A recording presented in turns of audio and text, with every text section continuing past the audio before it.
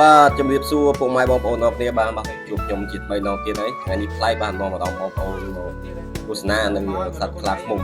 បងប្អូនឃើញនេះក្នុងដើរនេះហ្នឹងបាទ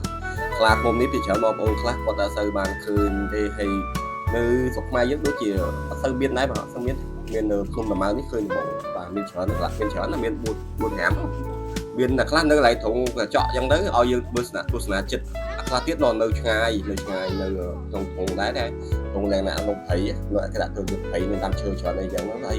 វាងាយចេញទេតែនេះវានៅកន្លែងត្រង់កញ្ចក់យើងអាចមើលឃើញផ្ទាល់ឃើញចិត្តទេអញ្ចឹងបាទបងប្អូនឃើញនេះខ្លះធំណាឃើញថតអញ្ចឹងតូចតែធំបាទធំ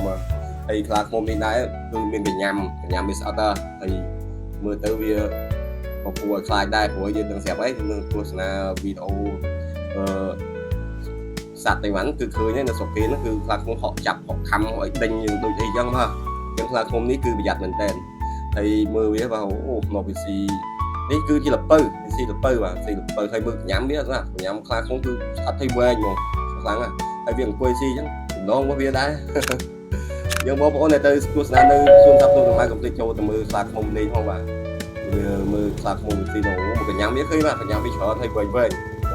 ចាប់ស្អាតចឹងបងប្អូនមើលកុំភ្លេចទស្សនាដល់គ្នាហើយអរគុណច្រើនបាទចំពោះការតាមដានទស្សនានៅវីដេអូខ្ញុំខ្លីៗថ្ងៃនេះមានតែប៉ុណ្្នេះទេបាទបង្ហាញពីខ្លាឃ្មុំយើងចាប់ជួបគ្នានៅឱកាសក្រោយទៀតបាទបាយបាយជម្រាបលាកុំភ្លេចជួយចុច Subscribe ផងបាទអរគុណច្រើនបាយបាយ